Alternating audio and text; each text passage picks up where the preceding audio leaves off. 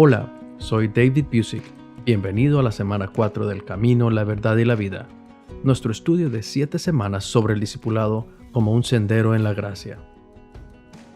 La semana pasada exploramos juntos sobre un aspecto de la gracia de Dios del que no hablamos a menudo, es decir, la gracia preveniente de Dios, la gracia que nos precede y nos atrae a su amor. Dios nos busca antes de que nosotros lo busquemos a Él. Antes de que demos el primer paso hacia Él, Dios ya está allí. En la sesión de hoy vamos a profundizarnos en el capítulo 3 para explorar una manifestación diferente de la gracia de Dios, la gracia salvadora. Un periodista deportivo le preguntó una vez al famoso golfista Jack Nicklaus que identificara el problema más común entre los golfistas aficionados. Su respuesta fue sorprendente. Esperando que dijera algo sobre la falta de práctica o algo más por el contrario, Nicklaus respondió: el exceso de confianza. Piensan que son mejores de lo que realmente son o que pueden hacer más de lo que realmente pueden. La gente lo hace todo el tiempo. Sobreestiman enormemente sus habilidades y subestiman sus limitaciones. Pero no hay otro plano en donde el problema de la confianza excesiva suceda con mayor frecuencia que en el espiritual. Sobreestimamos enormemente nuestra fortaleza espiritual y subestimamos nuestra debilidad espiritual. Esta tendencia a sobrevalorar nuestra espiritualidad se llama moralismo, el cual se define como la creencia en que, debido a que uno vive una vida moral y decente y ha mejorado su comportamiento, todo está bien espiritualmente. Dicho de otra manera, un moralista es alguien que cree que se salva por lo bueno que hace y lo malo que evita. Todos los moralistas dicen cosas similares como: no soy la Madre Teresa, pero tampoco soy tan malo. Me gano la vida honestamente, pago mis deudas, no engaño a mi cónyuge, voto con responsabilidad, doy parte de mi dinero a obras de caridad. No soy un fanático espiritual, pero tampoco soy tan malo. En otras palabras, por mucho, mis buenas obras sobrepasan a las malas. Seguramente Dios tomará eso en cuenta en el día del juicio. Los grandes pecadores estarán en serios problemas, pero yo sí iré al cielo porque soy una persona buena y moral, especialmente comparado con ellos. Eso es moralismo, y es una epidemia en nuestro mundo de hoy. Muchas personas afirman que Dios ayudará a todos a que pasen el examen y que con una ayudadita uno puede llegar muy lejos. Si podemos acumular más cosas en la columna buena que en la columna mala, de alguna manera la balanza pesará a nuestro favor y nuestras vidas bastante buenas y nuestros esfuerzos honestos compensarán con creces la diferencia. Eso es moralismo y justicia basada en buenas obras. Sin embargo, la palabra de Dios es clara en este punto. No somos salvos por nuestra bondad, ni somos salvos por nuestras intenciones. Somos salvos por gracia. Y la gracia nos llega desde afuera. La gracia salvadora viene de Dios en la persona de Jesucristo. La cruz es quizá el símbolo más conocido y reconocido en el mundo de hoy. Cuando vemos la cruz, la crucifixión nos recuerda la vida y la muerte de Jesús. La crucifixión era un castigo tan espantoso y lleno de crueldad, una atrocidad que le esperaba a aquellos que eran condenados a la cruz. La muerte por crucifixión era una forma lenta, agonizante y pública de morir. A los crucificados ni siquiera se les daba un entierro humano. Jesús fue crucificado en la cruz de un criminal. Esto me lleva a decir algo que incluso ahora parece muy peculiar. Los cristianos declaramos que esto es una buena noticia. La palabra que la Biblia elige para expresar esta buena noticia es evangelio. La cruz es nuestro evangelio, nuestras buenas nuevas. Teológicamente, las Escrituras llaman a esto la expiación. La expiación también puede significar unificación. La expiación se llevó a cabo a través de la cruz de Jesucristo. La doctrina de la expiación comenzó en el Antiguo Testamento. El día de expiación, también llamado Yom Kippur, era el día más sagrado del judaísmo antiguo. Era designado como un día de arrepentimiento y perdón. Visualícelo en su mente. Imagínese a miles de fieles reunidos para comenzar el año y para recibir la expiación por sus pecados y conmemorar la misericordia de Dios. Miles de animales eran sacrificados en un ciclo interminable de expiación para limpiar los pecados de la gente. Ese es el contexto en el que Jesús vivió y ministró. Antes de considerar cómo la muerte de Jesús en la cruz llevó a cabo la expiación por todos los pecados, haciendo posible la gracia salvadora, consideremos primero una pregunta fundamental.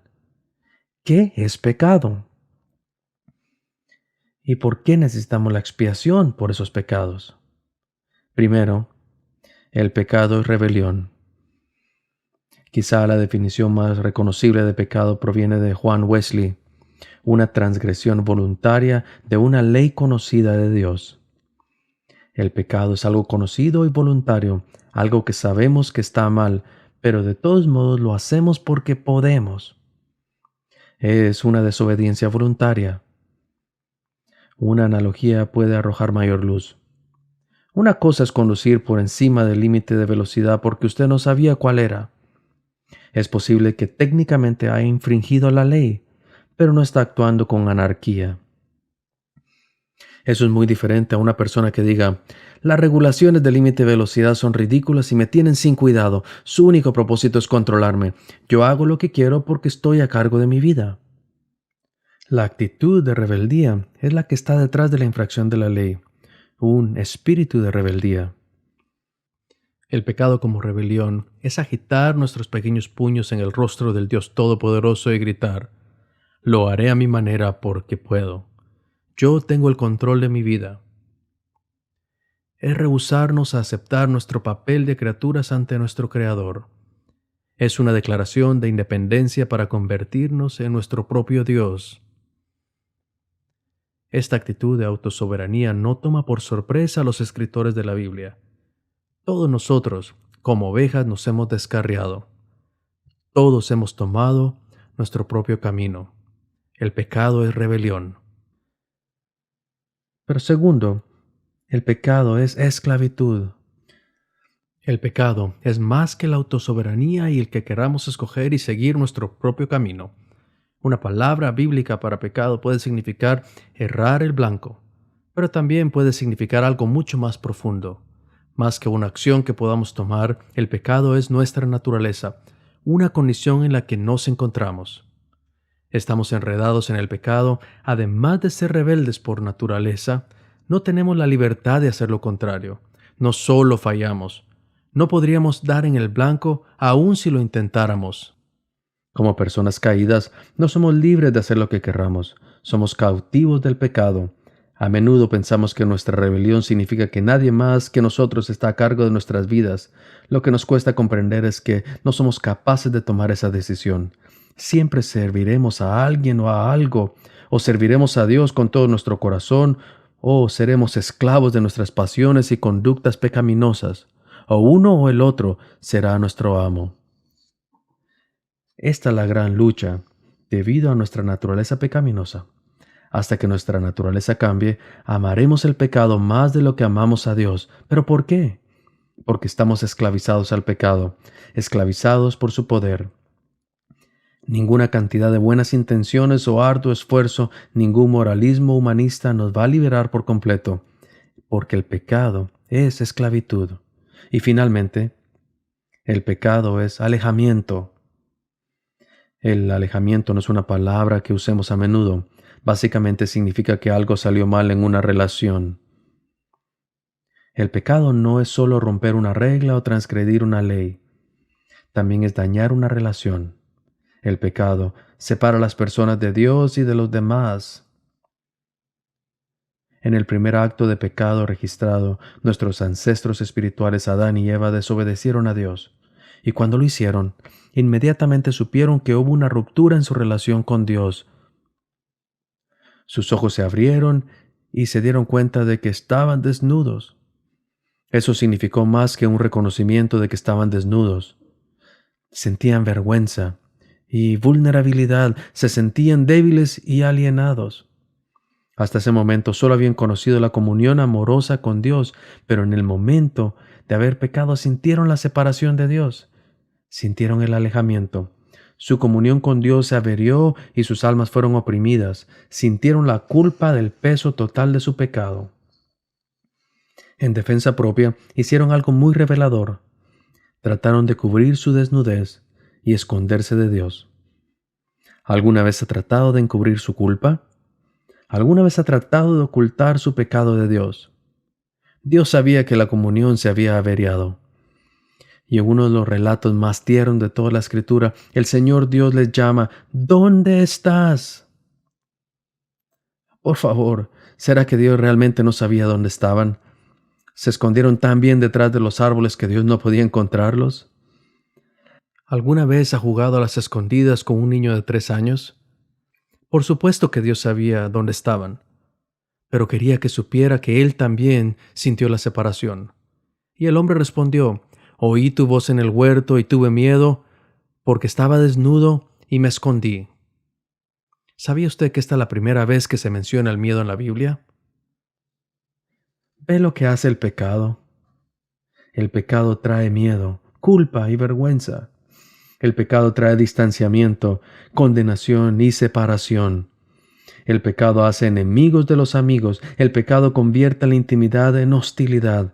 El pecado rompe la comunión. Esta es nuestra situación. El pecado es rebelión. El pecado es esclavitud. El pecado es alejamiento. ¿Cómo vamos a hacer que todas las cosas se vuelvan a restaurar? ¿Qué se supone que debemos hacer con todo este pecado? Permítame recordarles una vez más la noticia más grandiosa que jamás escucharemos. Dios demuestra su amor por nosotros en que cuando aún éramos pecadores, Cristo murió por nosotros. Y también, al que no conoció pecado, por nosotros lo hizo pecado para que en él seamos justicia de Dios. Esta es su gracia salvadora. El reformador protestante Martín Lutero llamó a esto el gran intercambio: nuestra muerte por su vida, nuestro pecado por su justicia, nuestra condena por su salvación, nuestros fracasos por su éxito, nuestra derrota por su victoria. ¿Qué significa esto? La expiación estaba en el corazón de Dios desde el principio. Todos los corderos, todos los sacerdotes y todos los sacrificios en el templo nos señalaban y orientaban a Jesús, quien se convirtió en nuestro gran sumo sacerdote y quien derramó su propia sangre por el perdón de nuestros pecados. Dios el Padre envió a Cristo el Hijo por el poder del Espíritu Santo para hacer por nosotros lo que nunca podríamos haber hecho por nosotros mismos. Jesús toma nuestros pecados, pasados, presentes y futuros. Dios ya no nos recuerda. El salmista dice: «Cuánto está lejos del oriente del occidente, hizo alejar de nosotros nuestras rebeliones». La muerte de Jesús en la cruz rompe el poder del pecado en nuestras vidas. A través de su muerte en la cruz, Jesús entró en combate mortal con las fuerzas demoníacas y las venció de una vez por todas. Él rompió el poder de la muerte, el infierno y la tumba. Con la victoria de Cristo en la cruz, ya no estamos en las garras del pecado. Estamos en las manos de la gracia y podemos ser liberados. Gracias a la expiación de Jesús, nos hemos reconciliado con Dios. El alejamiento se ha disipado. La brecha entre nosotros ha sido cerrada. El abismo ha sido cruzado. Jesús es nuestra paz, que ha derribado todos los muros. Nuestra culpa, vergüenza y miedo al castigo han sido eliminados. Nuestra amistad con Dios ha sido restaurada. Como bien dijo Pablo: «Pero ahora en Cristo Jesús, ustedes que en otro tiempo estaban lejos, han sido acercados por la sangre de Cristo». Esta es su gracia salvadora. ¿Tiene idea de cuánto lo ama Dios?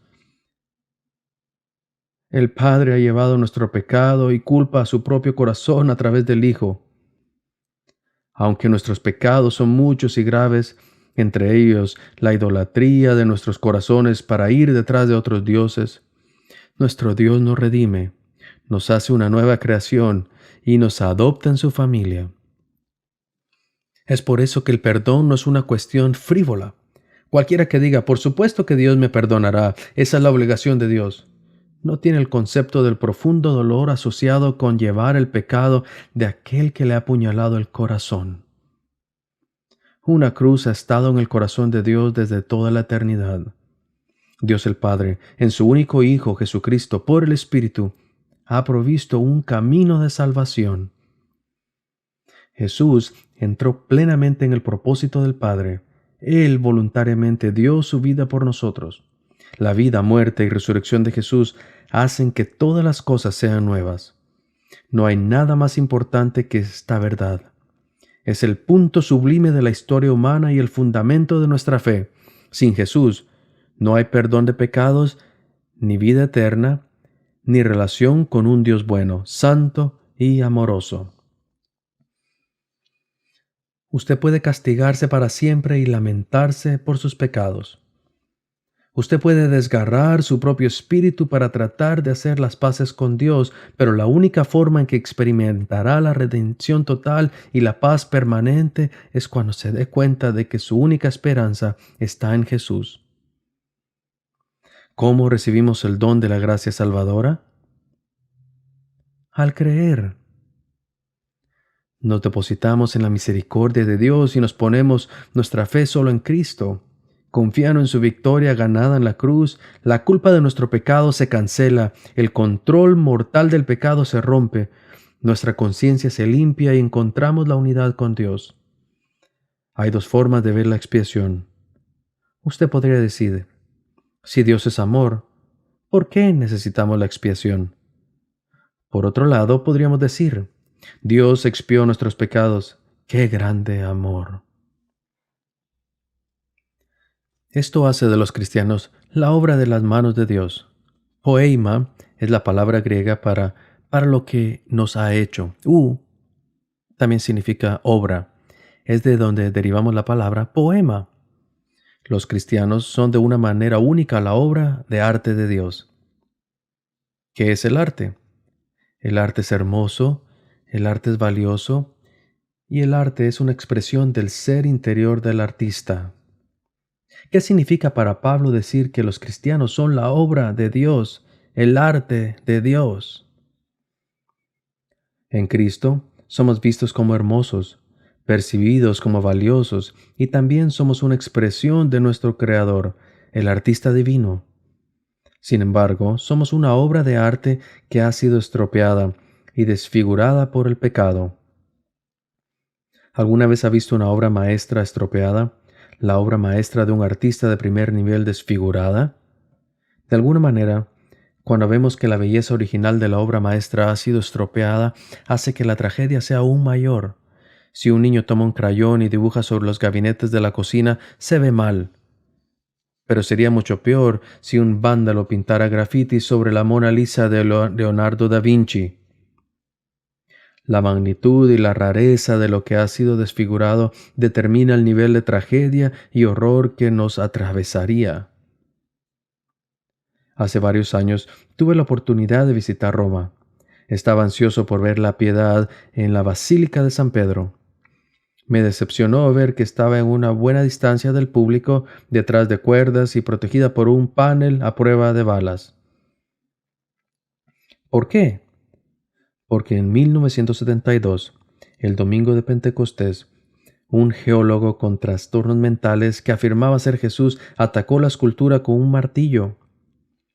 Los espectadores tomaron muchas de las piezas de mármol que salieron volando, algunos fueron devueltas, pero otros no, incluida la nariz de María, que luego fue reconstruida a partir de una sección de mármol cortada de su espalda.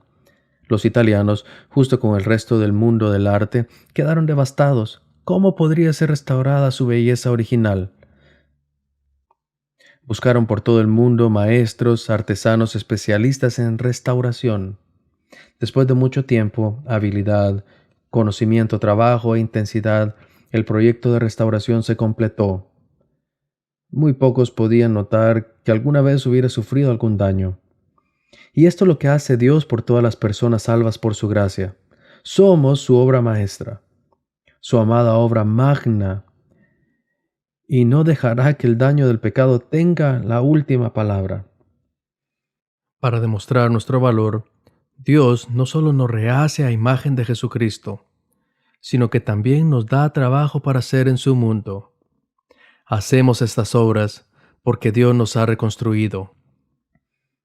Cuando sabemos esto en lo profundo de nuestro interior, cuando realmente lo entendemos, nunca más podremos decir que nuestras buenas obras son las que nos salvan. El moralismo nunca más podrá ser nuestra mejor respuesta. Nuestras buenas obras son el subproducto de lo que Dios ha hecho en nosotros. Sirven para reflejar la gloria de Dios, no la nuestra. Dios en Cristo nos salva de la condenación, el juicio y el infierno. En Cristo, Dios nos redime y nos reconcilia completamente. Dios en Cristo nos justifica, corrigiendo lo que estaba mal. Dios en Cristo nos vuelve a formar y nacemos de nuevo. Dios en Cristo nos adopta en su familia. Dicho de otra manera, no somos salvos porque seamos buenos. Somos salvos porque Dios es bueno. Eso es la salvación. Dios hace algo por nosotros que no podríamos hacer por nosotros mismos. Esa es la gracia salvadora. Pero Dios aún no ha terminado con nosotros. Acompáñeme en nuestra próxima sesión mientras exploramos la gracia santificadora.